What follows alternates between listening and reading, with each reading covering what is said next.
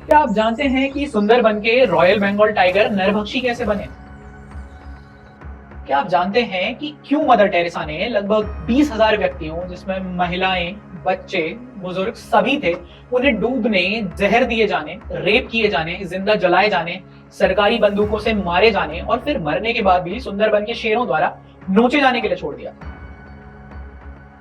क्या आप जानते हैं कि क्यों भारत की एक राज्य सरकार ने हजारों बांग्लादेशी हिंदू रेफ्यूजीज को भूख प्यास से तड़पाकर, उन्हें जहर देकर और चारों ओर से घेर कर गोलियों से भून दिया था? जहां एक ओर देश गणतंत्र के मूल्यों का उत्सव मना रहा था, तो दूसरी ओर ठीक उसी समय कम्युनिस्टों की सरकार पश्चिम बंगाल के मोरी झापी द्वीप में उन्हीं मूल्यों का गला घोटने की तैयारी कर रही थी। लेफ्टिस्ट कार्डर और उनकी पुलिस ने सुंदरबन के इस छोटे से द्वीप को चारों ओर से घेर कर हजारों बांग्लादेशी हिंदू रेफ्यूजीज के लिए फूड, वाटर, मेडिसिन, सभी तरह की सप्लाईज को बंद कर दिया था। पीने के पानी के उनके एकमात्र ट्यूबवेल के सोर्स में जहर मिला दिया गया। किसी को इस क्रूरता की कानो कान खबर ना हो, इसलिए कम्युनिस्ट सरकार ने मीडिया ब्लॉकेट भी लगा दिया। लोगों ने कुछ समय घास फूस और पत्तियां खाकर काम चलाया, लेकिन तब लोग भूख प्यास से मरने लगे तो उन्होंने कुछ हिम्मत जुटाकर पास के आइलैंड से सप्लाई सोर्स करने की कोशिश की। लेकिन जैसे ही कोई भी पुरुष बाहर निकलता, गोलियों की बौछार शुरू हो जाती। लोगों ने तय किया कि अगर महिलाएं बोट्स लेकर खाना पानी लेने जाएंगी तो पुलिस उन पर हमला नहीं करेगी। लेकिन लेफ्ट सरकार के स्पष्ट आदेश थे, कोई भी बचने ना पाए। और ऐसा ही हुआ। पुलिस मोटर बोट्स ने इन महिलाओं को भी नहीं छोड़ा और उन पर डायरेक्ट अटैक्स कर उन्हें जिंदा डुबा दिया।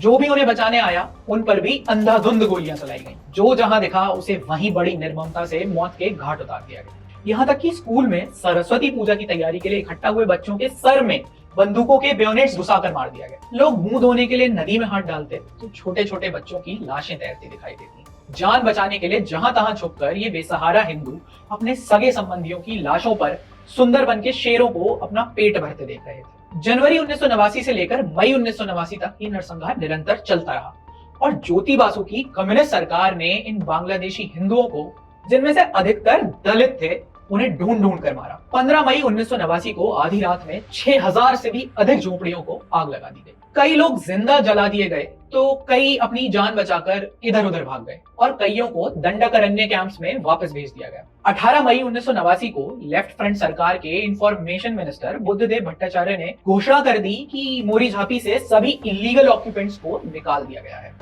इस स्टेट स्पॉन्सर्ड मसाकर के सर्वाइवर्स की माने तो कम से कम 5 से 10,000 हिंदुओं को मारा गया। अकेले 31 जनवरी को ही लगभग 1700 लोगों की जान ली गई थी। लेकिन अगर कम्युनिस्ट सरकार के आंकड़ों पर विश्वास करें तो पुलिस फायरिंग में 10 लोग भी नहीं मारे गए थे। 1989 से मोरी झापी मैसेकर को आज 45 वर्ष बीत चुके हैं। ना कभी कोई जांच हुई है, ना इस पर दशकों तक कोई विशेष रिपोर्ट आई, ना किसी को सजा हुई और ना ही किसी को न्याय मिला है।